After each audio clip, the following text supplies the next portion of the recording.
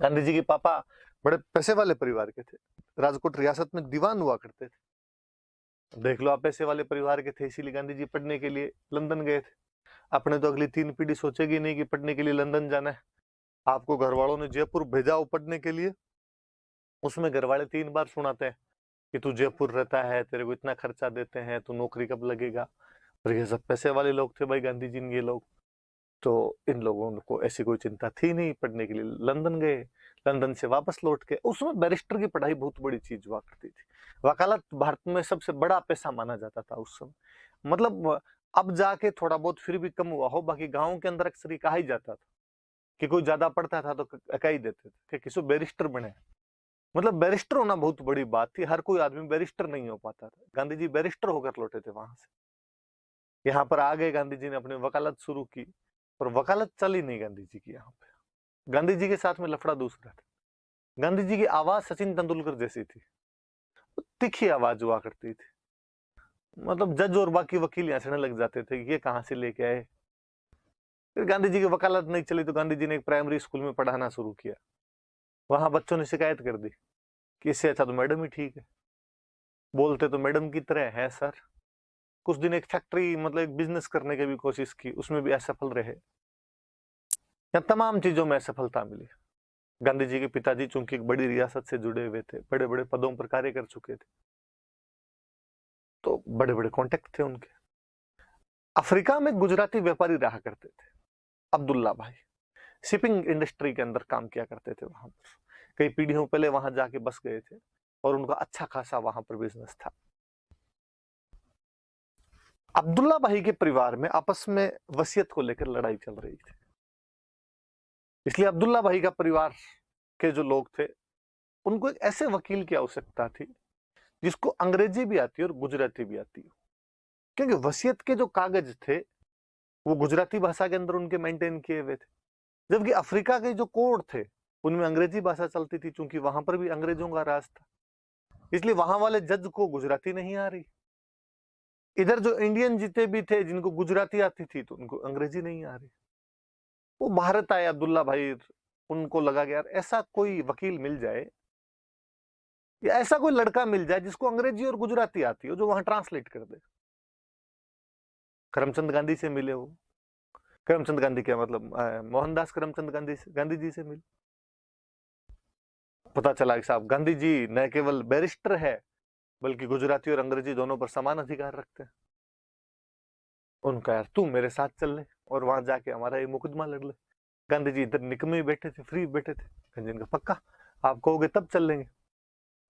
गांधी जी वहां पर चले गए। ये बात गांधी जी भी जानते थे कि वहां यदि जज के सामने चले गए तो जज वापस अपने दौड़ने लग जाएगा।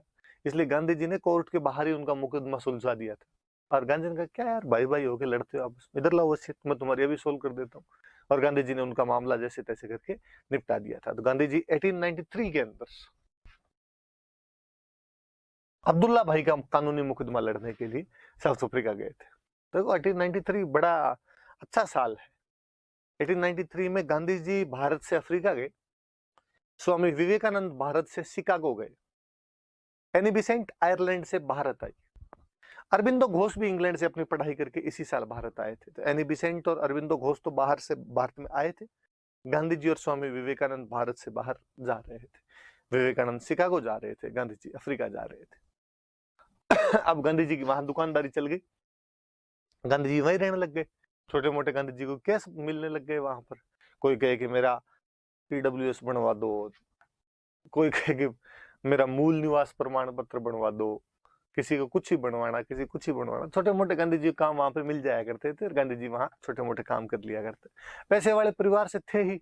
फिर इंडियन कम्युनिटी के लोग खूब सारे रहते हैं, उनके वकील थे, तो गांधी जी की थोड़ी आमदनी भी ठीक ही थी।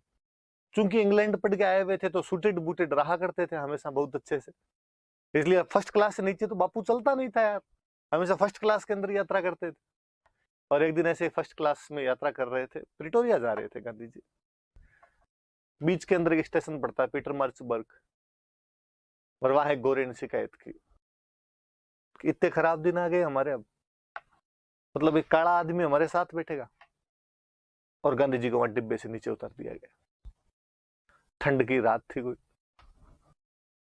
गांधी जी को सर्दी वर्दी लगी, जाके वहां स्टेशन पर टिकट भी मांगी, अगली टिकट मांगी।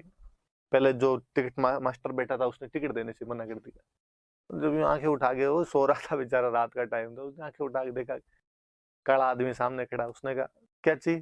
गांधी जी का फर्स्ट क्लास की टिकट चाहिए। उसने कहा ना ना ना ना, तुम्हें नहीं मिलती फर्स्ट क्लास की टिकट, दूसरी डिब्बे की टिकट है, वो ले ले उधर जाके। गांधी जी ने इंग्लिश बोली वापस, तो उसको लगा कि अच्छा, ब्लैक मैन को इंग्लिश भी आती है। गांधी जी ने रूल और बताए सारे, रेलवे के नियमों में कहाँ कहाँ लिखा हुआ है बता तू। तो उसको लगा अच्छा तो वकील हो रहे यार, तो उसने चुपचाप बेचारे ने टिकट दे दी। अगली ट्रेन आई, गांधी जी चढ़े, फिर खूब सारे अंदर गोरे बैठे थे। मन वापस गांधी जी का ध्यान किधर है, तुम्हारा डिब्बा उधर है, इधर नहीं आ सकते तुम। पर उन गोरों में बापड़ा को एक भला गोरा बैठा था, उसने कहा ये कोई तरीका थोड़ी होता है, टिकट लेके चढ़ा, अगला बैठेगा। उसने कहा भाई बैठ जा तुम तो अपने। फिर यहाँ से गांधी जी को पता चला कि अंग्रेज अपने साथ रेसिज्म करते हैं, अंग्रेज अपने साथ में रंग भेद अपार्थीड पॉलिसी करते हैं। अब गांधी जी ने कहा मैं इनका विरोध करूंगा। विरोध करने के दो तरीके हैं, एक तरीका हिंसा, आप हथियार लो हाथ में और ढूंढो उसको जिसने आपको डिब्बे से नीचे फेंका था और जाके सलटा दो, फिर उस टिकट वाले को, फिर बाकी डिब्बे वालों को, या वे तमाम अंग्रेज जो आपका इस बात का विरोध करते हैं सबको मार दिया जाए। पर नहीं, बापू को लगता था कि आंख के बदले यदि आंख की नीति शुरू कर दी जाए तो एक दिन पूरी दुनिया अंधी हो जाएगी। तो फिर दूसरा क्या तरीका? तो दूसरा तरीका, गांधी जी एक नया तरीका लेके आए कि हम सत्याग्रह शुरू करेंगे। क्या है सत्याग्रह? दो शब्दों से मिलकर बना है, एक सत्य और एक आग्रह। सत्य का मतलब है जस्टिस, आग्रह का मतलब है एफर्ट्स।